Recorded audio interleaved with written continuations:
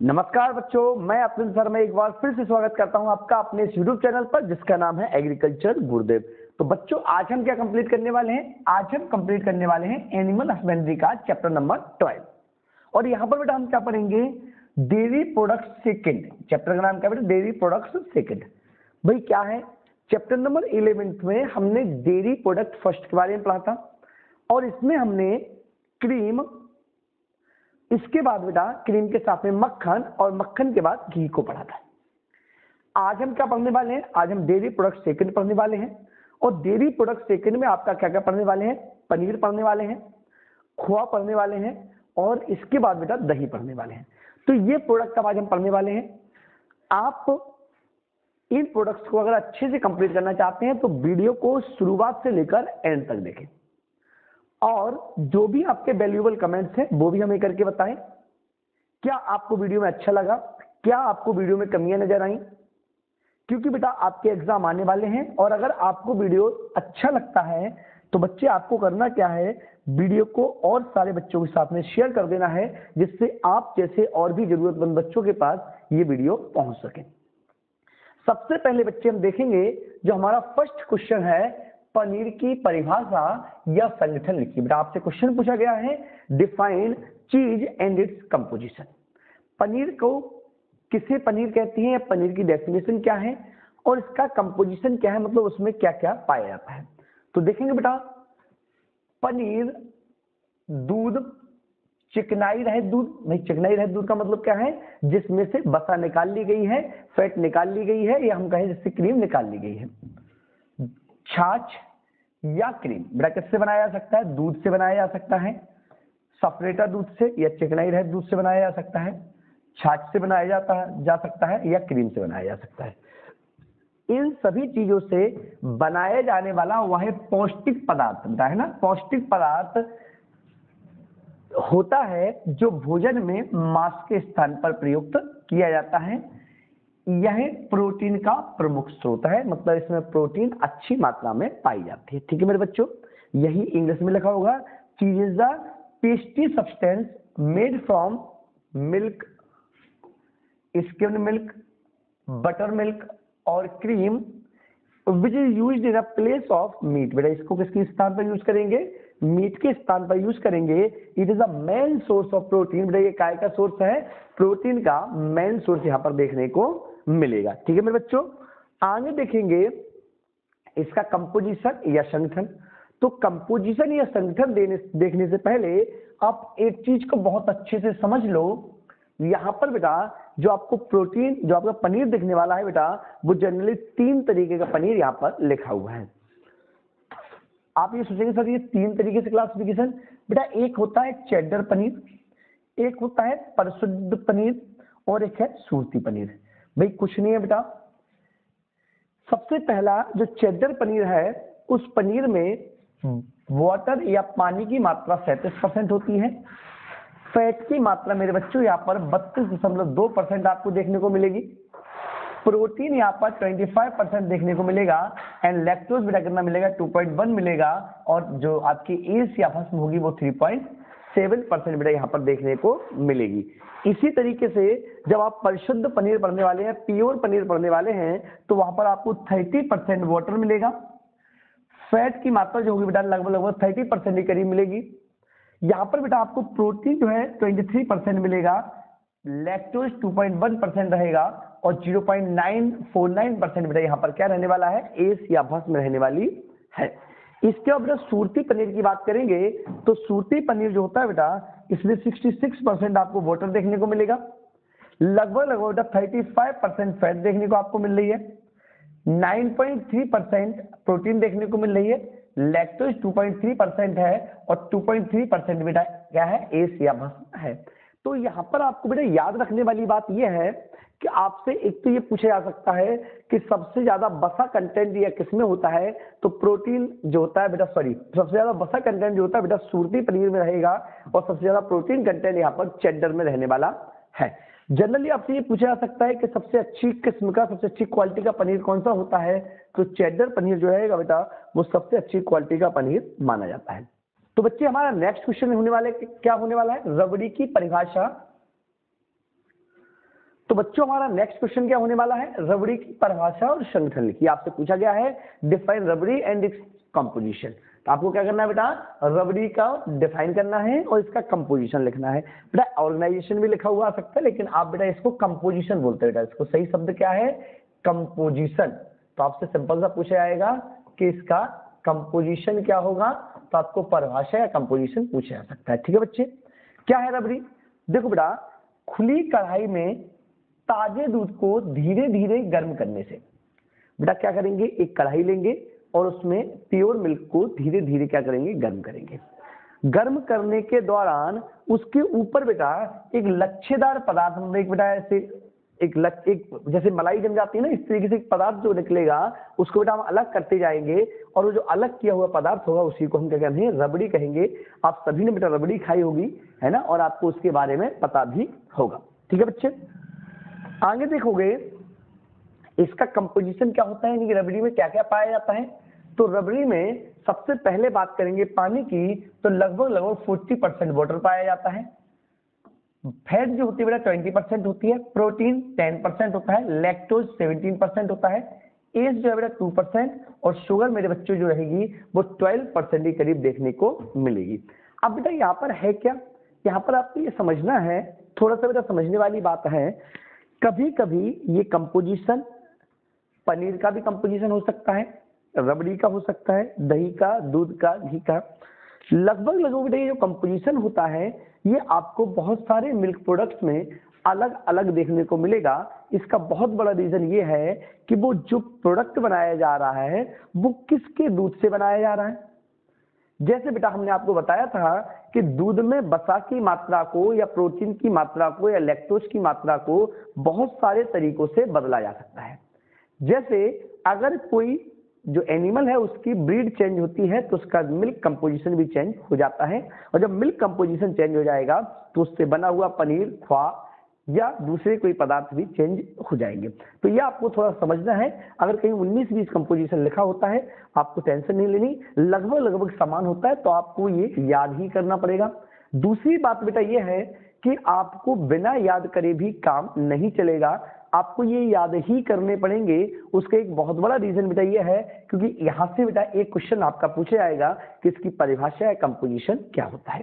ठीक है बच्चों, आगे देखोगे खोआ की परिभाषा। किसकी परिभाषा बेटा, खोआ की परिभाषा क्या है और इसका संगठन क्या। बेटा वही क्वेश्चन दोबारा रिपीट होता है, मैं आपको बोल रहा हूँ आपको सभी की परिभाषा यानी कि डेफिनेशंस और उनका कंपोजिशन यानी कि संगठन याद करना ही पड़ेगा, क्योंकि इनके चांसेस बहुत ज्यादा होते हैं पूछने के। लिखा है बेटा खोआ किसे कहते हैं, देखिएगा दूध के जल को तीव्र बाष्पीकरण द्वारा, तीव्र बाष्पीकरण का मतलब होता है तेज आंच पर जब ज्यादा जो होती है बेटा हाई टेम्परेचर पर दूध को बॉईल किया जाएगा, जब तेज आंच पर दूध को गर्म किया जाएगा तो उसमें उपस्थित जो पानी है वो वाष्प बनकर बेटा क्या होने लगेगा, उड़ने लगेगा।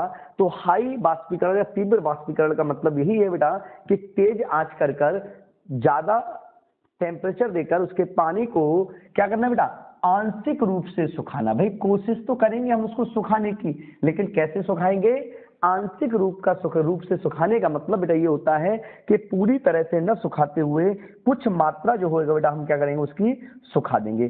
तो आंशिक रूप से सुखाया गया दुग्ध पदार्थ क्या कहलाता है, खोआ कहलाता है। पानी की मात्रा को कुछ सुखाकर जो तैयार किया गया पदार्थ होता है उसे खोआ कहते हैं। और खोआ में जो फैट परसेंटेज होता है वो 70 to 80% पाया जाता है। कितना पाया जाता है बच्चे, 70 से 80% जो होता है बेटा वो क्या पाया जाता है, फैट परसेंटेज बेटा यहाँ पर देखने को मिलेगा।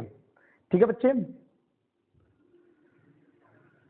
बेटा गलत लिखा हुआ है यहाँ पर, फैट बेटा 70 to 80 नहीं हो सकता, गलत है बेटा।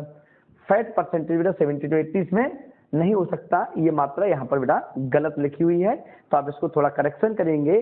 फैट परसेंट बेटा 70 to 80 नहीं होगा, फैट परसेंट लगभग बेटा 25% तक भी नहीं होगा, फैट होगा 18% के करीब बेटा, 17 से 18% बेटा आप याद रखेंगे, क्योंकि 70 to 80% बेटा फैट इसमें नहीं हो सकता। बाकी अपन कंपोजिशन पढ़ रहे हैं तो वहां पर एक और भी एक बार दोबारा से भी देख लेंगे। क्या लिखा बेटा, the milk product partially dried from moving water. बेटा क्या करते थे, पार्सली सुखा दिया जाता है वाटर को मूव करके, from milk bye rapid evaporation is called khoa. Khoa content क्या लिखा हुआ बेटा, देखिए बेटा मैंने वही बताया, खोआ में बसा जैसे कितनी होती है बेटा, हाँ बेटा 25 से लेके 35% होती है। वहां पे सुधारेंगे, बसा कितनी करेंगे 25 टू बेटा कितना करेंगे यहाँ पर 25 to 35, कितना करेंगे बेटा फैट कंटेंट 25 to 35%। ठीक है बच्चे, आ जाओ बेटा। देखिए ये मैंने अंडरलाइन क्यों किया या मैंने दोबारा से क्यों बताया बेटा, ये ऐसा क्वेश्चन है बेटा जो कई बार ओटी में, कई बार ऑब्जेक्टिव टाइप क्वेश्चंस में आपसे पूछा गया है कि जो खोआ होता है उसमें फैट कंटेंट कितना होता है। आइएगा बेटा देखते हैं आगे। यहाँ पर बेटा आप कंपोजिशन जब इसका देखोगे तो यहाँ पर दो तरह के कंपोजिशन आपको दिख रहे होंगे, एक गाय के दूध का खोआ और एक भैंस का खोआ। भैंस का खोआ का मतलब बेटा है भैंस के दूध का खोआ, है ना। तो गाय के दूध के खोआ से, जब गाय के दूध से हम खोआ बनाएंगे तो उसमें पानी की मात्रा जो रहेगी मेरे बच्चों 22.5% के करीब यहाँ देखने को आपको मिलेगी। 22.5% पानी जो रहेगा बेटा किसमें रहेगा, गाय के दूध से तैयार खोआ में रहेगा। जबकि यही बेटा अगर हम भैंस से तैयार करने वाले हैं तो भैंस के दूध से तैयार खोआ में लगभग 19.5% पानी रहता है, यानी कि पानी की मात्रा यहाँ पर भैंस के दूध में आपसे को कम देखने को मिल रही है। अगर फैट या वसा की बात करेंगे तो गाय के दूध से अगर तैयार किया गया खोआ तो उसमें लगभग 26% तक आपको फैट देखने को मिलेगी, जबकि भैंस के दूध से जो तैयार किया गया है उसमें 35% तक फैट आपको देखने को मिलने वाली है। प्रोटीन की बात करेंगे बच्चों तो 19% प्रोटीन गाय के दूध से मिलेगी और 17.7% प्रोटीन बेटा यहाँ पर भैंस के दूध से आपको मिलने वाली है। लैक्टोज की मेरे बच्चों बात करेंगे तो 26% गाय के दूध से और 22% भैंस के दूध से आपको बेटा जो है लैक्टोज प्राप्त होने वाला है। मिनरल्स की बात करेंगे बेटा तो 3.5% गाय के दूध में और 3.8% भैंस के दूध में मिनरल्स मिलने वाला है। तो ये कंपोजिशन बेटा यहाँ पर आपको दोनों याद रखने हैं, क्योंकि अक्सर आपसे ये पूछ लिया जाता है कि गाय के दूध से तैयार खोआ का कंपोजिशन लिखिए या भैंस के दूध से तैयार खोआ का कंपोजिशन लिखिए। ऐसी कंडीशन में आपको दोनों कंपोजिशन अच्छे से पता होने चाहिए। ठीक है बच्चे, आगे देखिएगा बेटा, दही की परिभाषा। क्या पूछा बेटा, दही की परिभाषा एवं संगठन लिखिए। आपसे पूछा गया है कि कर्ड की डेफिनेशन क्या होती है, कर्ड की डेफिनेशन क्या है और उसका कंपोजिशन क्या है।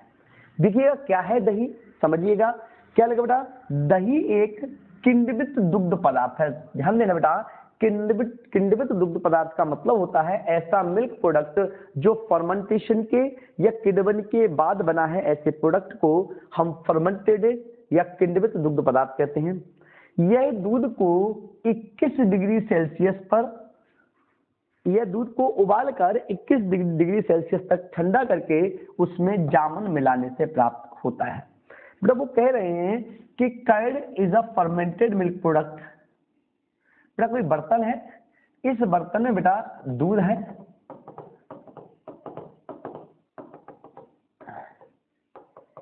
इस दूध को बेटा मैं बॉईल कर लूं, उबाल लूं और उबालने के बाद इसको ठंडा करूं। जब ये 21 डिग्री सेल्सियस तक ठंडा हो जाए, लगभग रूम टेम्परेचर के बराबर जब ये ठंडा हो जाए तो इसमें क्या मिला देते हैं मेरे बच्चों, जामन या स्टार्टर मिला देते हैं। क्या मिला देते हैं, जामन या स्टार्टर मिला देते हैं। इसको मिलाने के बाद ये क्या होता है, किण्वित होता है, फर्मेंटेड होता है और फर्मेंटेशन के बाद जो पदार्थ बचता है उसे हम दही के नाम से जानते हैं। तो ये बात बेटा आपको बहुत अच्छे से याद रखनी है। अब इसके बाद बेटा आपको क्या याद रखना है, इसके बाद आपको ये याद रखना है, अभी यही पूछा जाएगा अगला क्वेश्चन कि जामन या स्टार्टर किसे कहते हैं, तो ये वहीं पर समझेंगे। अभी आप इतना सा समझ लीजिए बेटा कि इसको दूध को फर्मेंटेड करने के लिए, दूध को उससे दही कन्वर्ट करने के लिए बेटा जामन का यूज किया जाता है। ठीक है बच्चे, आगे इसकी कंपोजिशन की बात करेंगे तो पानी की मात्रा मेरे बच्चों यहाँ पर जो होती है दही में 85.2% तक आपको पानी देखने को मिलेगा। फैट कंटेंट जो रहेगा, वसा की मात्रा रहेगी 5.8% तक देखने को मिलेगी। प्रोटीन मेरे बच्चों यहाँ पर 3.2% देखने को मिलने वाला है। लैक्टोज 4.9% देखने को मिलने वाला है, और जो एस या भस्म होती है वो 0.7% यहाँ पर देखने को मिलने वाली है। आप दूसरी तरीके से ये कह सकते हैं कि लगभग जो मिल्क का कंपोजिशन होता है वही कंपोजिशन मेरे लाडलो यहाँ पर किसका होता है, यहाँ पर आपको दही का देखने को मिलेगा। ठीक है बच्चे, आगे देखेंगे बेटा दही बनाने की वैज्ञानिक विधि। सुन लो बेटा, ये बहुत इंपॉर्टेंट चीज है, समझना है आपको। क्यों समझना है?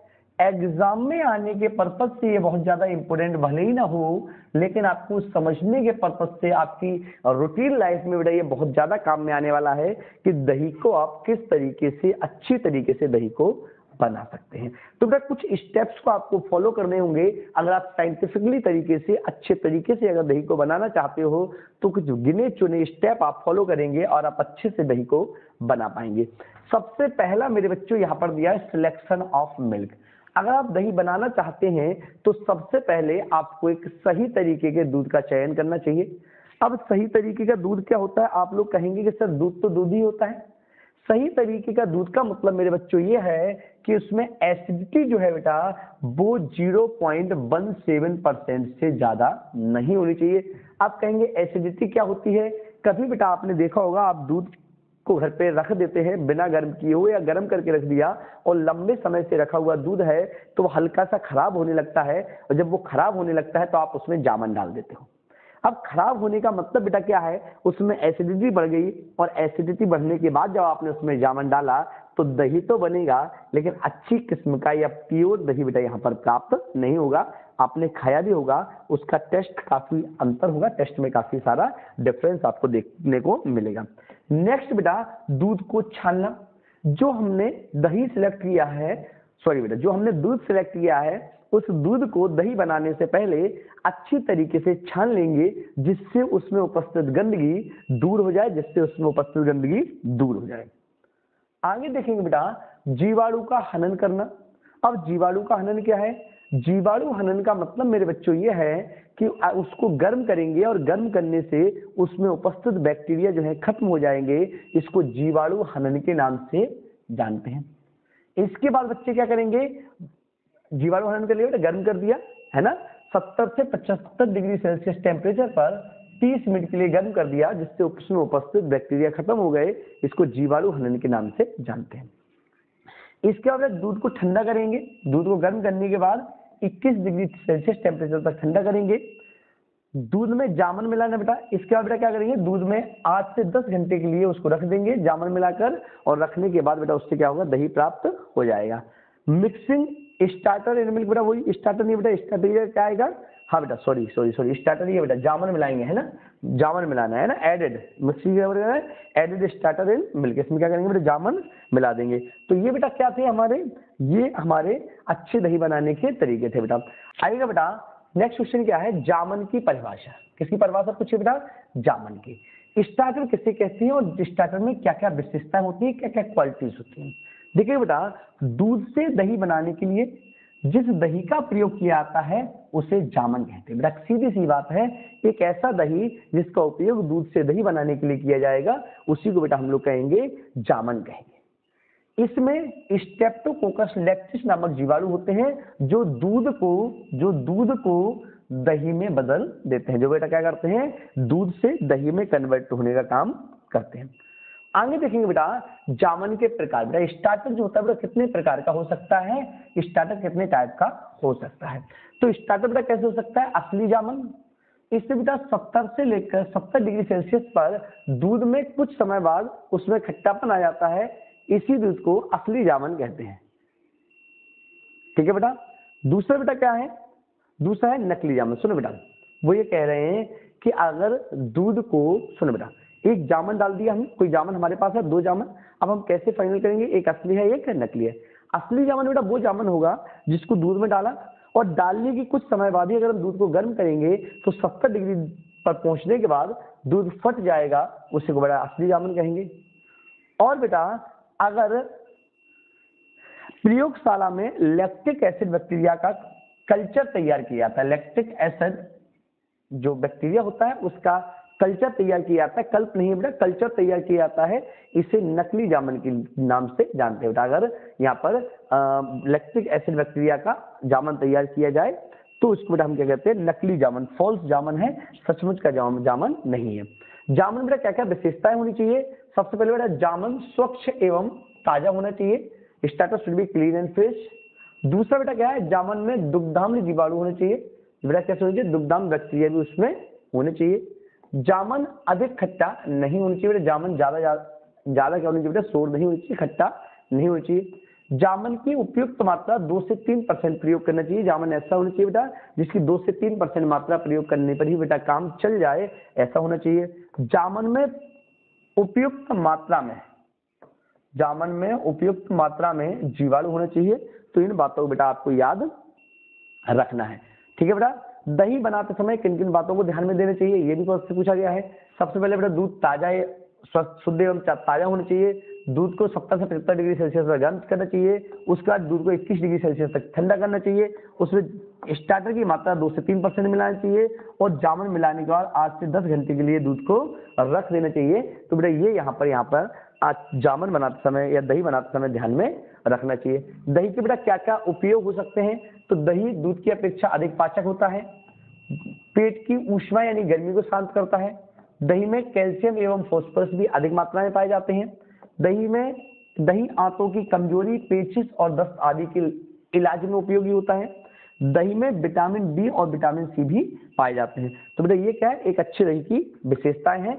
आपको बेटा थोड़ा मैंने जल्दी करवाया है और कुछ अच्छे से एक्सप्लेन भी नहीं कर पाए, इसका कारण मैं आपको बता चुका हूँ। बैकग्राउंड में आपको बीपिंग आ रही है, लाइट जा चुकी है और इन्वर्टर हो सकता है कभी भी बंद हो सकता है।